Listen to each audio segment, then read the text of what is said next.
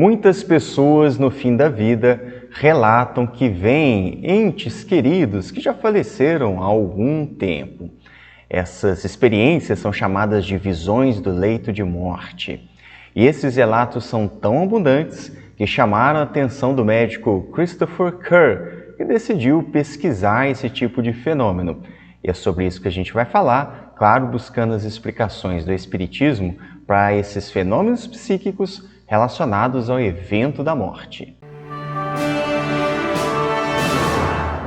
Olá, que bom ter você aqui no IDJF. Eu sou Gabriel Lopes Garcia e estou diretor de comunicação.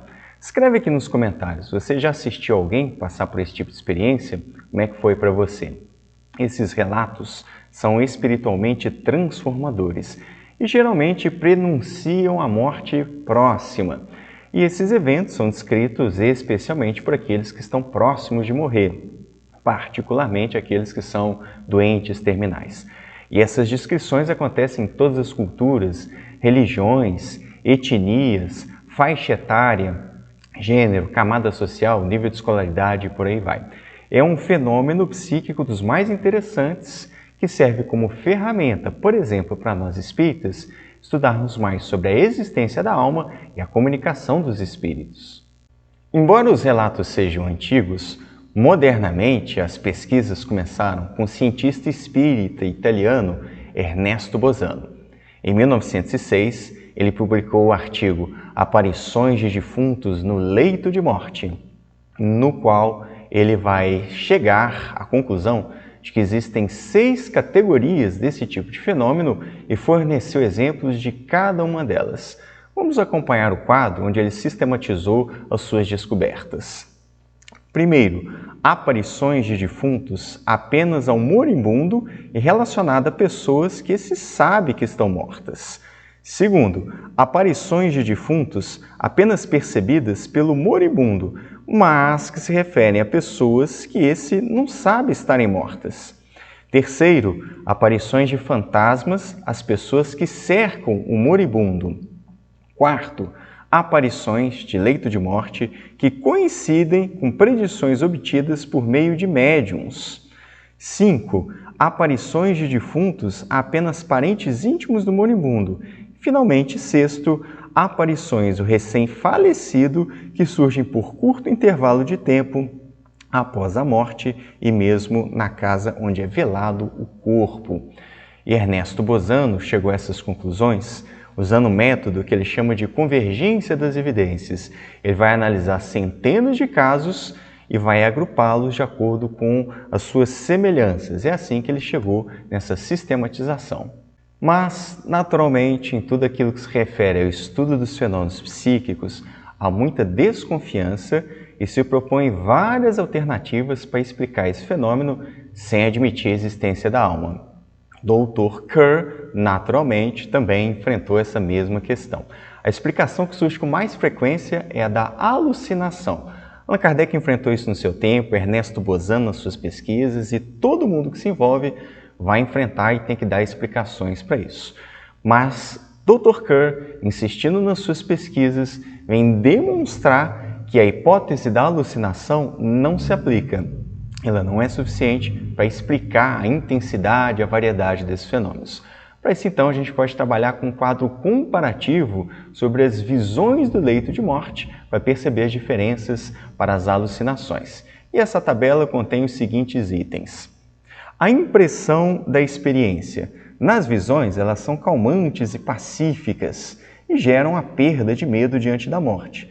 Já na alucinação, elas são assustadoras, agitadas e paranoicas.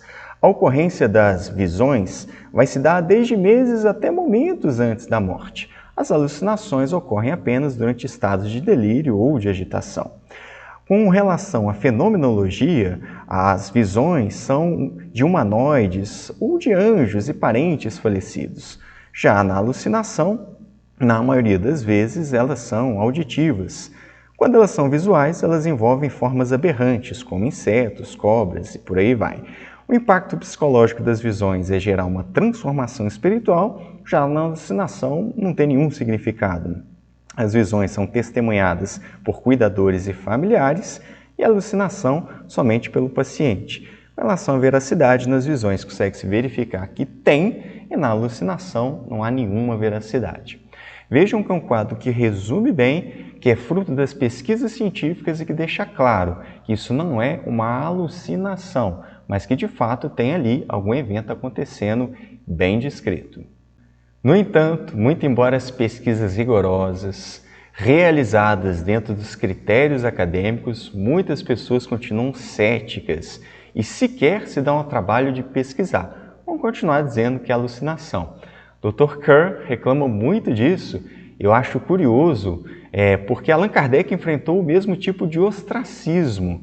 Os pesquisadores sequer consideram a hipótese da alma e não se dão ao trabalho sequer de pesquisar esses relatos, esses fenômenos. Então, o que a gente vê como uma reclamação dos tempos de Allan Kardec lá em meados do século XIX, ainda permanece uma resistência devido ao materialismo, que é um pressuposto da maior parte dos cientistas que lidam com a psicologia, com a sociologia, enfim, que estão no mundo acadêmico. Muito embora tudo isso, os fatos se impõem e são mais uma ferramenta bastante segura da gente chegar a conclusões que são fundantes na doutrina espírita, que é a existência da alma e a possibilidade da comunicação com os espíritos. O Espiritismo explica esse tipo de fenômeno a partir da emancipação da alma. Quando nós estamos encarnados, criamos várias ligações fluídicas do nosso corpo espiritual com o organismo biológico. No entanto, não estamos presos nessa ligação como se fosse um passarinho na gaiola, por exemplo. Mas em vários momentos nós conseguimos, enquanto espíritos, nos emanciparmos do nosso corpo biológico. Isso pode acontecer durante o sono do corpo, durante o transe mediúnico, durante o estado de sonambulismo e também, conforme a gente está estudando aqui, nas visões do leito de morte.